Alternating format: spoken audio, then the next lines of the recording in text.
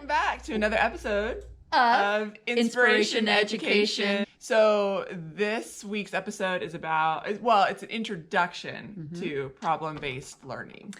So what we wanted to do for you is to give you a taste of one of the important components of problem-based learning, which are the 4 C's. So like collaboration, critical thinking, creativity, and maybe most importantly in some ways, communication.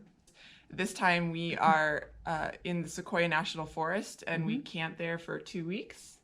And so we get there and we have a couple of different options for them in terms of what they're going to do for sleeping arrangements and that kind of thing. But we basically get there and we say, welcome to the campsite. Yep. And then we give them a question. So because that's part of problem-based learning is you give them some sort of essential question. Yep. And then you say, go for it, figure it out. And so one of them was, for example, where are you going to sleep tonight? Where are you going to sleep? What are you going to do about that? Cool. So as you watch this video, look for the 4 C's. All right. And then we'll unpack that on the other side. Okay. See you in a minute. Yay. Well, this is an exciting time. It's our first day at Sequoia. We just Oh, you have the camera? Yes, I do have the camera. No, I'm not just talking to myself. You can And my arm needed a break. we are having fun setting up hammocks. And a lot of us, or aka me and Greta at least, have never set up hammocks before. Probably my best night of sleep on this trip so far, compared to like the boat and the couch. Wait. We have an issue. Oh, okay. It's detached. Yeah, so this I slept in the tent, and it was the best sleep I've had this entire trip. So, yeah. How'd you sleep, Greta? I slept pretty well, except I was cold. Note to self, get thicker socks. Is this a vlog? I'm recording. Hi vlog. We're living our best life out here, and the mosquitoes kind of aren't coming in. Yeah. Because we're so sprayed down with bug spray, and we're like cuffed. It's chill, man. Chill. It's so chill. Wait, I can use you to push us off. Dirt on Oh my gosh, that's scary. I had a terrible sleep. I slept in a hammock and it was freezing. My toes were gonna like fall off. I slept pretty good in a hammock. It was a little cold. My toes felt like they were frozen. Like you need these grats. I don't Careful. You're not gonna fall out. You're fine. I'm fine. I'm so glad I got that on camera.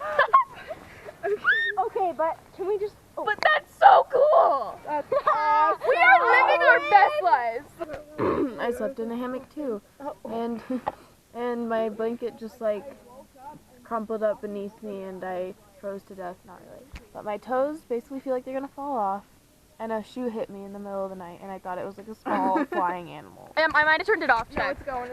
I'm up here really high. Say hi. Like super high. Yeah, it's a pretty great deal we got going here.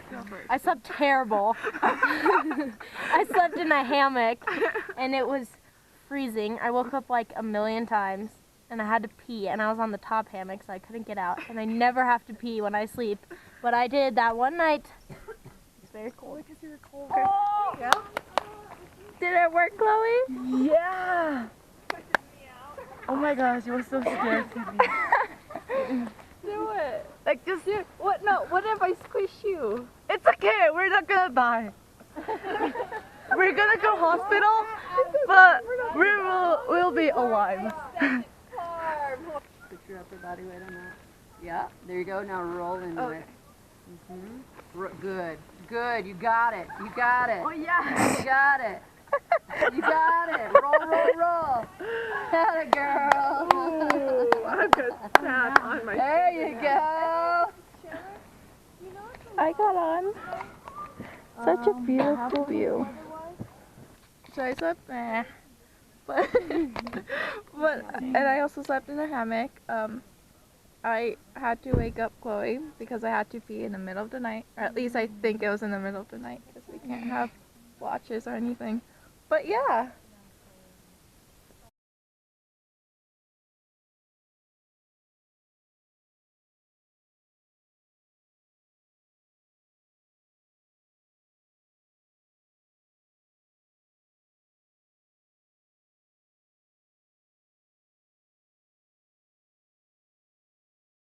All right. So first, the essential question of where are you going to sleep? So loved how they just wanted to set up their hammocks. They were determined to sleep in their hammocks. But what was really cool is that a number of girls had never been hammocking before. And so one girl would teach another girl, and then another girl would teach another girl. So that was incredible. And then talk about how they stacked them. Oh my gosh. So the double-decker stacking of the hammocks was like, what? And so they figured out how to get up higher to tie the other hammock and then climb from one to the other. There's like a little bit of an element of risk there. We're kind of like, oh my gosh. But they figured it out and they had a great time. Although you notice the next morning, you know, so they... I'm living my best life. And then... That was awful. It was so cold, right? It was so funny. And you'd think, okay, so they figured out how to answer the question about like, here's my sleeping arrangements. I figured out how to get it done. I communicated with everyone with me and we figured out how to do that. Collaborated on how to do it. It was even creative in the ways in which they problem solved it. And so you'd think that they were, you know, based on how they slept, that they said the next morning how they slept, that they would have altered their sleeping arrangements. And some of them did, but I'd say the vast majority of them slept in the same situation, but they like double layered their socks, right? Or they adjusted the blankets, or so they figured out how to make adjustments based on their first try. Right. So this is one of the components that, again, we'll unpack in a future episode with problem-based learning, but this idea that you have to allow for self-reflection. Okay. So how can I improve? But then also peer reflection. How can we figure this out and do it better?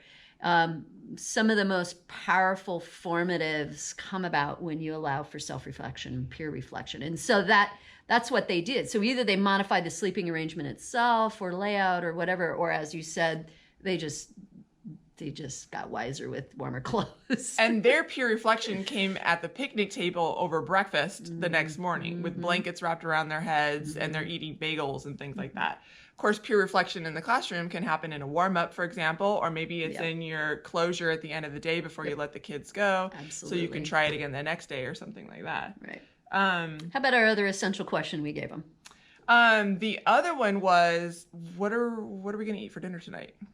So we really try to be intentional about not cooking, about not mothering, because letting go of control. Yeah, which, oh my gosh, you so know in the classroom, that's so hard to do. So that was really fun to watch them figure that out without our help.